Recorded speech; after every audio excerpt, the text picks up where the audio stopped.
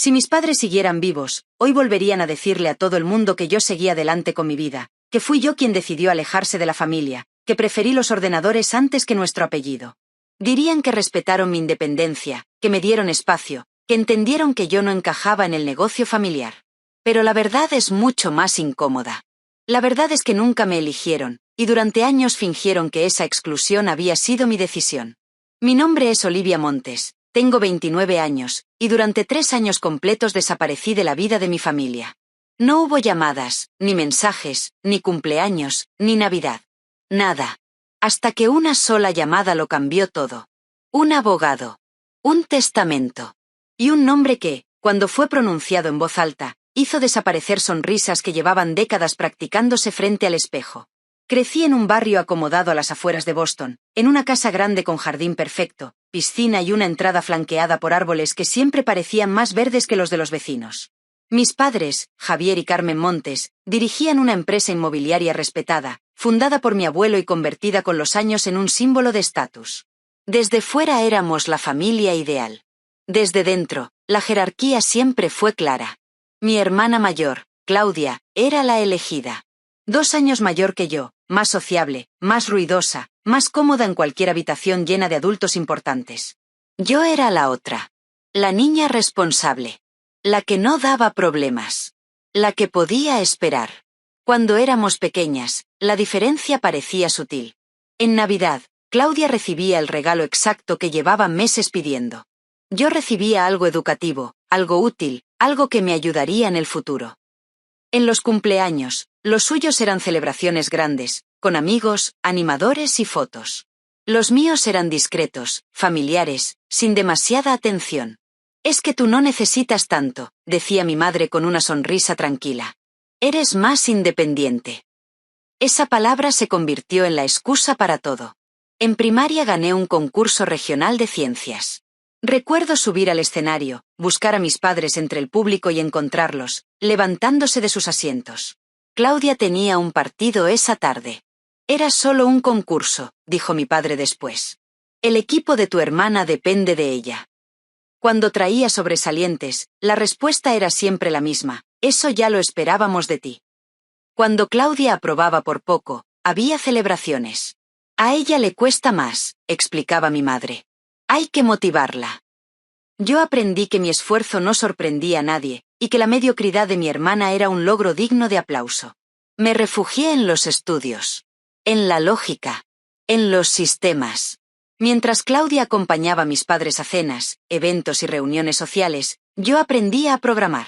Descubrí que el mundo tenía sentido cuando seguía reglas claras. Que los sistemas respondían si sabías cómo hablarles. Y funcionó.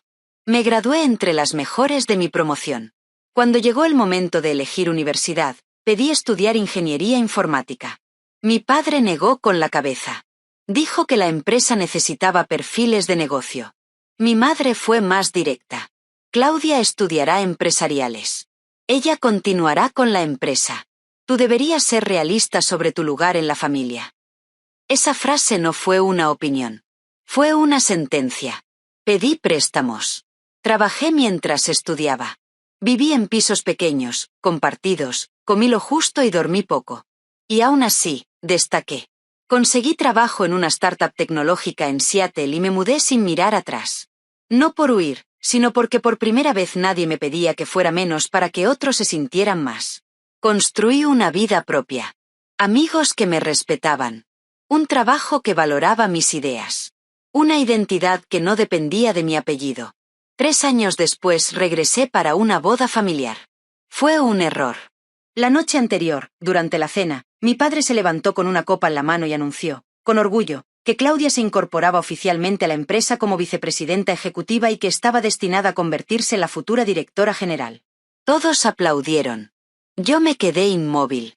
Nadie me había preguntado nada. Nadie había considerado que quizá yo también tenía algo que aportar. Cuando una tía preguntó por mí, mi madre rió suavemente y dijo que yo ya estaba en otra cosa, que siempre había sido más de ordenadores. Me levanté y salí de la habitación. Mi padre me siguió. Dijo que no era nada personal, que Claudia tenía el carisma necesario, que yo era demasiado analítica, demasiado rígida. Este negocio va de relaciones, dijo. Entonces sí es personal, respondí. Porque es nuestra familia. Esa fue la última conversación honesta que tuvimos. Al día siguiente cumplí con la boda, sonreí para las fotos, brindé por los novios y me subí a un avión rumbo a Seattle. Bloqueé los números de mis padres. Cambié el mío poco después. Durante 3 años no supe nada de ellos. Y durante esos mismos 3 años, como descubriría más tarde, ellos le contaron a todo el mundo que yo había elegido irme, que había seguido adelante con mi vida, que necesitaba distancia. Hasta que el teléfono sonó. Un accidente. Mis padres habían muerto. Y el abogado insistía en que debía estar presente para la lectura del testamento. Casi no fui. Pensé que ya sabía cómo acabaría todo. Pensé que Claudia lo tendría todo, como siempre. Pero no tenía ni idea de lo equivocada que estaba. El funeral fue exactamente como yo lo imaginaba. Elegante, sobrio, perfectamente coreografiado. La élite de Boston llenaba la iglesia, socios de la empresa, viejos amigos de mis padres, personas que llevaban años llamándolos ejemplo de familia.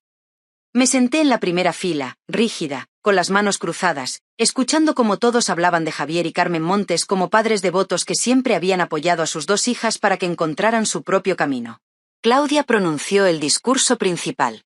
Habló de una familia unida, de respeto mutuo, de cómo nuestros padres habían entendido que yo necesitaba distancia para crecer. Mientras la escuchaba, sentí algo más fuerte que la tristeza. Sentí rabia. Estaba reescribiendo nuestra historia delante de todos, y nadie en esa iglesia conocía la verdad. Después del servicio, acepté condolencias con una sonrisa educada. Evité quedarme a solas con mi hermana. No me quedé en la casa familiar. Preferí alojarme con los padres de una amiga de la infancia, personas que siempre me habían tratado con una calidez que, curiosamente, nunca encontré en mi propio hogar. Esa noche apenas dormí. No por el dolor de la pérdida, sino por la sensación de estar rodeada de recuerdos que nunca llegaron a ser lo que prometían. A la mañana siguiente decidí dar una vuelta por el barrio. Pasé frente a la casa de mis padres. La misma fachada impecable, las mismas ventanas que durante años habían sido testigos silenciosos de todo lo que nunca se dijo. Continué hasta una cafetería que frecuentaba de adolescente. Mientras esperaba mi café, escuché mi nombre. Me giré y vi a una antigua compañera del instituto. Hablamos brevemente, intercambiamos frases educadas, hasta que su expresión cambió. Dijo que le sorprendía verme de vuelta, después de todo lo que había oído. Le pregunté a qué se refería. Dudó, incómoda, y finalmente lo dijo. Que había escuchado que yo no había podido soportar la presión del negocio familiar. Que había tenido una especie de crisis después de la universidad. Que necesitaba alejarme. Sonreí con rigidez. Esa versión de mí no existía. Pero era la que mi familia había decidido contar. Salí de allí con el café en la mano y el estómago encogido. No solo me habían apartado. Habían construido una narrativa en la que yo era la hija frágil, la que no dio la talla, la que se fue porque no pudo más. Esa noche entendí que mi ausencia les había servido para mantener intacta la imagen de la familia perfecta. Yo era el silencio conveniente. El día antes de la lectura del testamento fui al cementerio. Necesitaba ver las tumbas de mis padres antes de enfrentarme a lo que viniera después. Me quedé de pie, esperando sentir algo claro. Tristeza, alivio, culpa. En su lugar, sentí una mezcla confusa de preguntas sin respuesta. Fue entonces cuando escuché una voz conocida detrás de mí. Era Clara, la antigua ama de llaves. Para mí siempre fue más una abuela que una empleada. Me abrazó con fuerza y dijo que me había echado de menos. Le pregunté qué quería decir cuando, en el funeral, mencionó que mis padres habían cambiado en los últimos meses. Clara miró las tumbas y suspiró. Dijo que mi padre hablaba de mí constantemente, que veía entrevistas mías, que comentaba mis logros como si los hubiera descubierto tarde. Dijo que se arrepentía, que intentó llamarme, que escribió cartas. Le dije que nunca recibí ninguna. Su expresión se volvió confusa. Explicó que Claudia se había ofrecido a enviarlas, que decía tener mi dirección, que aseguraba que yo cambiaba constantemente de domicilio. Sentí un frío recorrerme la espalda. No me había mudado ni una sola vez en 3 años. Mi dirección era pública, estaba en la web de mi empresa. No había ninguna dificultad real para encontrarme. Esa noche, de regreso a casa, no pude dejar de pensar en ello. En las cartas. En los intentos de contacto. En la posibilidad, mínima pero inquietante, de que algo hubiera cambiado sin que yo lo supiera. Pasé por delante de la casa familiar y vi las luces encendidas. Un coche entró en la entrada. Claudia bajó con su marido. Reían. Cuando levantó la vista y me vio dentro de mi coche, su sonrisa desapareció por un segundo. Fue breve, pero suficiente. Supe que no esperaba verme allí. Dormí mal. Al día siguiente sería la lectura del testamento. No esperaba nada. Absolutamente nada. Para mí, aquello era solo un trámite. Una confirmación oficial de lo que siempre había sido evidente. Claudia lo tendría todo. Yo sería un nombre mencionado por cortesía. Esa misma noche recibí una llamada del abogado de la familia. Me pidió que acudiera a su despacho al día siguiente, antes de la lectura oficial. Dijo que había asuntos que necesitaba discutir conmigo en privado. Su tono era medido, pero había algo en el que no pude ignorar. Curiosidad, quizá. O una advertencia velada. Acepté. A la mañana siguiente entré en su despacho con la sensación de estar a punto de cruzar una puerta que no podría volver a cerrar. El abogado, un hombre serio que conocía desde niña, me pidió que me sentara. Dijo que lo que iba a ocurrir más tarde sería inesperado para algunos. Y que era justo que yo estuviera preparada. No entendía a qué se refería. Dije que no esperaba nada de la herencia. Él me miró durante unos segundos en silencio. Luego abrió un cajón y sacó una carpeta gruesa. Dijo que mi abuelo había dejado condiciones muy claras sobre la sucesión de la empresa. Que no se trataba de edad, ni de favoritismo, sino de valores. En ese momento sentí algo que no había sentido en años. Una grieta. Una fisura en la historia que siempre me habían contado. Algo no encajaba. Algo había cambiado. Y estaba a punto de descubrir hasta qué punto. El abogado cerró la puerta de su despacho con cuidado y se sentó frente a mí. Durante unos segundos no dijo nada. Me observó como si intentara calibrar cuanto estaba preparada para escuchar. Finalmente habló. Dijo que mi abuelo había dejado un fideicomiso muy específico para la empresa familiar, uno que mi padre había respetado durante años, aunque no siempre lo había aplicado como debía. Ese documento no hablaba de hijos mayores ni de preferencias personales. Hablaba de valores. Integridad. Visión a largo plazo. Responsabilidad ética. Dijo que en los últimos meses, mi padre había pedido una evaluación independiente sobre la sucesión. No solo de Claudia. De ambas. Sentí un nudo en el estómago. Aquello ya no sonaba como un simple trámite. El abogado deslizó una carta hacia mí. Reconocí inmediatamente la letra de mi padre. Al leerla, su voz empezó a resonar en mi cabeza. Decía que había observado mi carrera desde lejos, que había visto en mí algo que había pasado por alto durante demasiados años. Que yo encarnaba los valores de mi abuelo más de lo que jamás quiso admitir. Decía que había intentado contactarme. Que se arrepentía. Que estaba intentando corregir un error. Cuando terminé de leer, tenía las manos temblando. No era solo una disculpa. Era una confesión tardía. El abogado añadió algo más. Dijo que durante esa evaluación habían salido a la luz decisiones preocupantes tomadas por Claudia. Propuestas de venta de activos clave por debajo del valor real. Acuerdos con personas cercanas a su marido. Movimientos que priorizaban el beneficio inmediato sobre la estabilidad de la empresa. Mi padre había empezado a sospechar. Por eso había cambiado el testamento 3 semanas antes del accidente. Legalmente. Con testigos. Con informes médicos que confirmaban su plena capacidad mental. Cuando salí del despacho para dirigirme a la sala de conferencias donde se realizaría la lectura oficial, sentí que caminaba dentro de una historia que ya no reconocía. Claudia estaba sentada a la cabecera de la mesa cuando entré. Vestía de negro, impecable, segura de sí misma. Me miró con sorpresa, luego con desconfianza. Pensó que yo ya debería estar en el aeropuerto. No dijo nada. No hizo falta. El abogado comenzó la lectura. Joyas, donaciones, propiedades menores. Todo seguía el guión esperado. Claudia sonreía, relajada.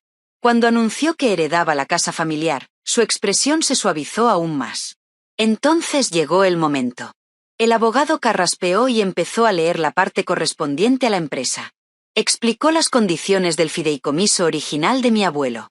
Habló de la evaluación. De los consultores externos. De los criterios éticos.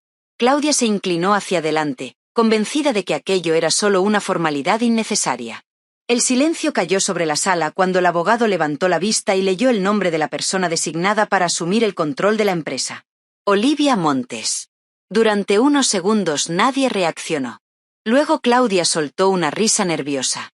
Dijo que debía haber un error. Que yo llevaba años fuera.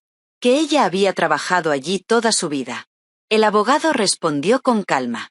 No había ningún error. La decisión estaba documentada, respaldada y alineada con los deseos de mi abuelo. Mi nombre volvió a resonar en la sala, esta vez acompañado de cifras, logros, evaluaciones externas. Se habló de mi trabajo en tecnología, de crecimiento sostenible, de liderazgo ético. Claudia dejó de sonreír. Fue entonces cuando me levanté.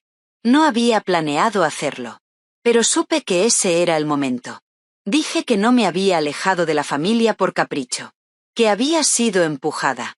Que durante años me habían dicho cuál era mi lugar sin darme opción a demostrar nada. Que mi padre había intentado contactarme y que alguien había decidido que esas cartas no llegaran nunca. Miré directamente a Claudia. Le pregunté si había interceptado esos intentos. Su silencio fue más elocuente que cualquier confesión. El abogado intervino de nuevo. Anunció que, además, existía una grabación de mi padre preparada específicamente para este escenario. La reprodujo. En ella, mi padre hablaba con claridad. Reconocía sus errores. Decía que había confundido carisma con liderazgo. Que había ignorado señales evidentes. Que había permitido decisiones peligrosas dentro de la empresa. Que su decisión era firme. Que yo era la heredera legítima del legado de mi abuelo. Cuando el vídeo terminó, Claudia se levantó de golpe. Dijo que impugnaría el testamento. Que aquello no había terminado.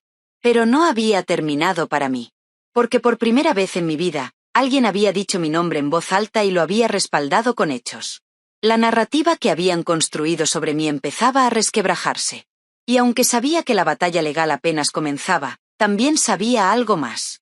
Ya no estaba fuera de la historia. Esta vez, estaba en el centro. Después de la lectura del testamento, nadie abandonó la sala de inmediato. El aire estaba cargado de incomodidad, de miradas esquivas, de pensamientos que nadie se atrevía a decir en voz alta. Claudia salió primero, con el rostro tenso, seguida de su marido. No me miró. Yo permanecí sentada unos minutos más, intentando procesar que, por primera vez, la historia que siempre me habían contado no era la versión oficial. El abogado se acercó y me dijo que aquello no había terminado, que habría impugnaciones, reuniones, presiones. Asentí. Lo sabía. Pero también sabía algo más importante. La verdad ya había salido a la luz, y nadie podía volver a enterrarla. Al día siguiente fui a la sede de la empresa. No anuncié mi llegada. Quería ver con mis propios ojos el lugar que durante años me dijeron que no era para mí. Cuando di mi nombre en recepción, la joven levantó la vista sorprendida y dudó antes de hacer una llamada. Minutos después me condujeron a la sala de juntas. Claudia estaba allí con varios directivos. Al verme, su expresión se endureció. Dijo que aquella reunión no era el lugar para mí. Respondí con calma que, según el testamento, ahora sí lo era. El silencio fue inmediato. Algunos ejecutivos intercambiaron miradas incómodas. Otros parecían aliviados. Se habló de contratos pendientes. De una propuesta concreta para vender propiedades clave a un grupo asociado con el entorno personal de Claudia. Pedí ver los números. Los había revisado la noche anterior. Señalé incoherencias. Valores por debajo del mercado. Riesgos innecesarios. Pregunté en voz alta por qué se estaba empujando una operación que comprometía el futuro de la empresa. Claudia no respondió directamente. Terminó la reunión de forma abrupta. Horas después, el abogado regresó con documentos que mi padre había guardado en su caja fuerte personal. Informes internos. Auditorías. Correos. Pruebas claras de mala gestión financiera y de decisiones tomadas sin autorización del Consejo. No era solo una diferencia de criterio. Era una traición al legado que tanto decía defender. Esa misma tarde se convocó una reunión de emergencia del Consejo. Yo estuve presente. Claudia también. Cuando se expusieron los hallazgos, su seguridad se desmoronó. El Consejo votó por unanimidad mantener la sucesión tal como estaba estipulada en el testamento y abrir una investigación formal sobre su gestión. Claudia anunció que retiraría la impugnación días después. No por generosidad, sino porque entendió que insistir solo empeoraría su situación. Nos reunimos a solas por primera vez en años. Me pidió disculpas. No intentó justificarse demasiado. Dijo que siempre tuvo miedo de perder lo único que le habían prometido desde niña. La escuché. No olvidé. Pero entendí. Le ofrecí una salida digna. Un rol limitado, supervisado, sin poder de decisión estratégica. Aceptó. No era reconciliación. Era un comienzo. Asumí oficialmente el cargo semanas después. No fue fácil. La empresa necesitaba cambios profundos. Modernización. Transparencia. Volver a los valores que mi abuelo había establecido desde el principio.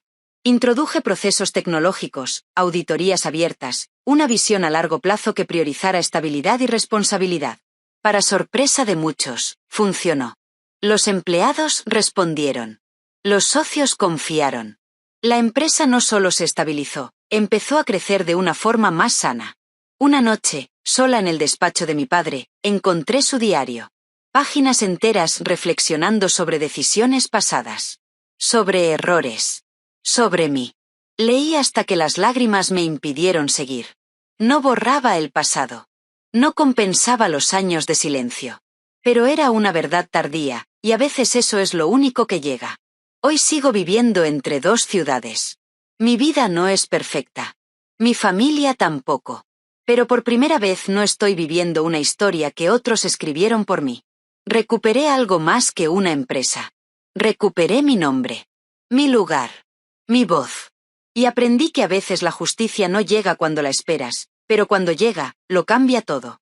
Si has llegado hasta aquí, gracias por escuchar mi historia. Si alguna vez sentiste que te apartaron, que te hicieron invisible, o que alguien escribió una versión de ti que no era cierta, cuéntamelo en los comentarios. Me encantará leerte. Si esta historia te tocó de alguna manera, pulsa me gusta, suscríbete al canal y acompáñame en más historias donde la verdad, aunque tarde, siempre encuentra la forma de salir a la luz. Gracias por estar aquí.